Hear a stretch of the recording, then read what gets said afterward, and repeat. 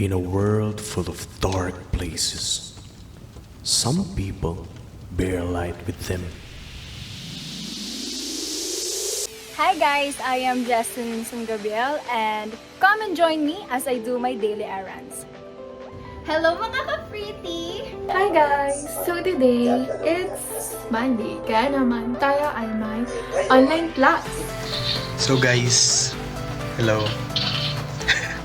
Sorry, medyo awkward pero try pa rin natin.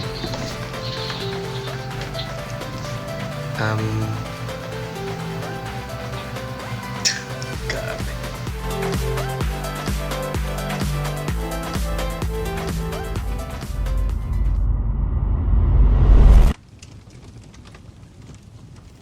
But every light seems to have their limit, where we become dimmer and darker over time.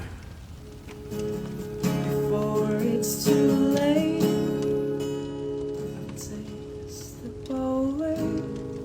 We cannot see once bright as light Rushing when we are glued to our phones to wash my eyes, in everything we do. forget that you are mine. Do you go from making one your home and then just letting it?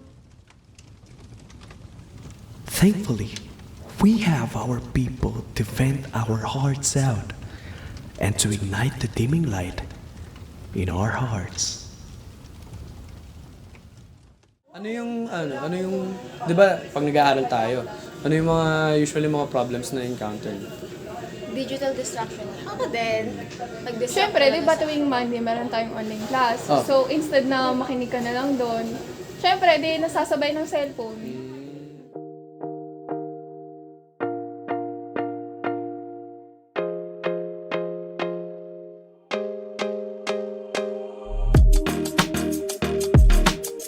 Hi guys! So, nagbabalik. So, ngayon, nga rin na yung online class namin and medyo gabi na rin kasi. So, ngayon, magluluto na lang kami ng kapatid ko ng noodles.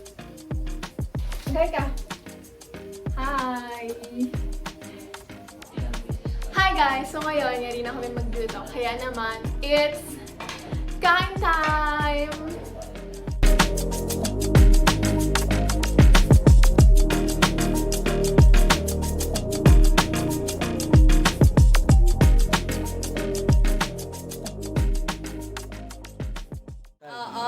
Sa'yo, Tin, ano yung mga problems na encounter mo nung Kagaya ni Medyo. sa pag-aaral? Oo.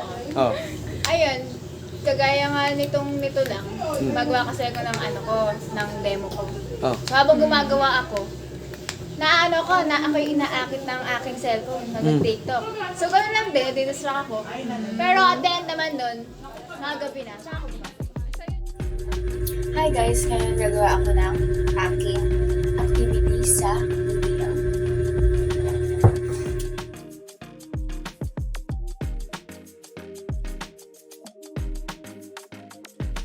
Tingnan nyo guys, ayan lahat ng mga gawain ko for today. And I'm done. Ito siya lahat. Look.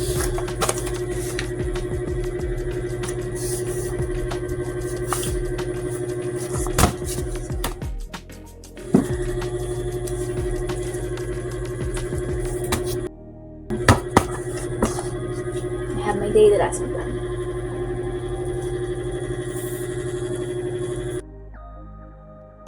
So I'm done. Bye-bye! Sa'yo, Jer.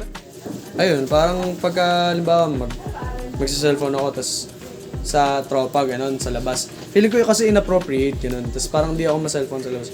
Pero pagdating sa bahay, yung kailangan ko na mag-aral, ganyan, kailangan ko na gumawa ng tasks, gano'n. Parang doon ako nahihirapan na labanan na hindi mag-cellphone, gano'n. Kasi parang, pag nasa bahay kasi ako, nakaset yung utak ko na magpapahinga ako. So, ayun, parang doon ako nagkakaroon ng struggles talaga. So guys, and hello everyone. Allow me to welcome you to my session today.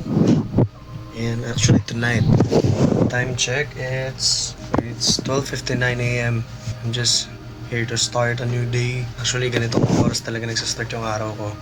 Ayan, samahan niyo ako. Ginagamit ko lang yung digital distraction for me to be distracted. This digital distraction is like an outlet for me, is like therapeutic for me.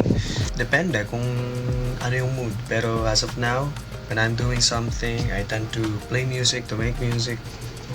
And this is my guitar. Kung curious kayo kung anong brand yan, it's almost brandless compared to my branded guitars na ginagamit ko sa mga gig, sa mga Battle of the Bands. Iba yun, kasi hiniram ko lang yun eh. Sana, one day, magkaroon tayong gitara. When I give up forever to touch you, 'cause I know that you feel somehow. You're the closest to heaven that I'll ever be, and I don't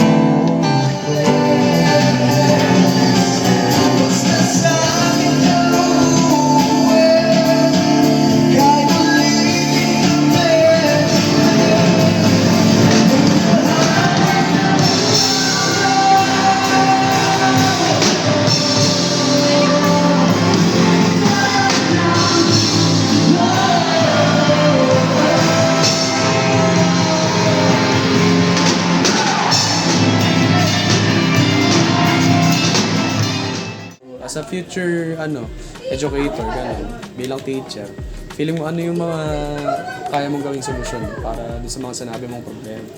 Sige, ikaw, team. Time management. Ayun, time management.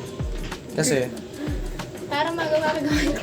elaborate mo naman. Ito. Nakakainis. Ako, Ano yung as a mga- future educator, siguro natularan ko yung city ko na kunwari time na ng science, all the cellphones nasa bag ng mga students, hindi sila nade-distract. Ganun. Tapos kapag may need lang sila na i-search, na talagang hindi na nila kaya, doon lang nila yung lalabas ng cellphone nila, tapos after that, ibabalik ulit sa bag. Para hindi sila parang naaakit na, kunwari nasa desk yung cellphone nila, na gusto nila kunin at di ba sa college ganun tayo? Oo. Ganon. Science ko. Pag na-board na, yun na. Pag na-board Hello mga ka-pretty! So, alam naman natin na ngayong week ay exam week at talaga namang hell week para sa atin to mga students. So, I will teach you kung ano nga ba yung mga magagandang study habits na kailangan nating matutunan para kapag nag-exam tayo ay talaga makapasa tayo. So, number 1 is, syempre kakain tayo ng mga masustansyong pagkain at prutas, katulad ng mga gulay, prutas, para maging healthy ang ating brain. Number 2, magkaroon tayo ng sapat na tulog bago ang ating examination day. Number 3, kinakailangan natin mag-review, syempre.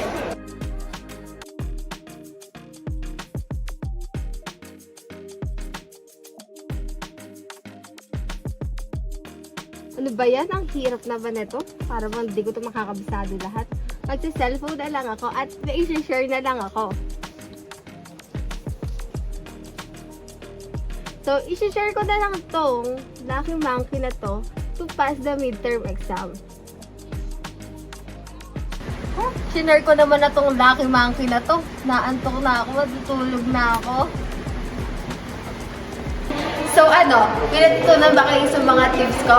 So please like, share, and follow to more tips. Bye! Ano yung conclusion niyo sa tingin niyo? Ano yung takeaways niyo? Sa akin siguro ang takeaways ko, just be responsible talaga. Kung paano mo gagamit. so, Di ba? Yes. Very good. Responsible is the best. Responsibility is Ay, responsibility. School ba? Yan ang sinasabi ko. Sobrang digitally distracted ka kasi. Oo, nakakalimutan natin magbasa ng dictionary. Oo nga, tsaka Puro ka na encyclopedia, lang. thesaurus. Puro na. So guys, dyan na nagtatapos ang aming... Wala ang pinakamalaki ka sa unahan. Hindi, okay lang yan. Dyan na nagtatapos ang aming vlog. Yes. About Ang corny. Dito na nagtatawa sa aming vlog, guys. Oh. See you next year and every year. Bye! Hindi pa babay kasi syempre, papamigay kami ng Giga!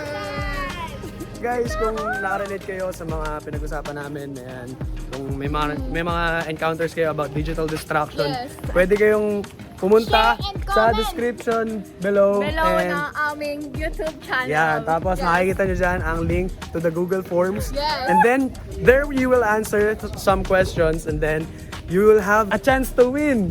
Hey, 500,000 pesos! No! Hindi, ano? 20 pesos No! from Jeremy. 10 pesos! Sa akin, hindi. 20 pesos ng Gcash. Ayan. From So, Ivy. bye guys! Meron difference ang tangan.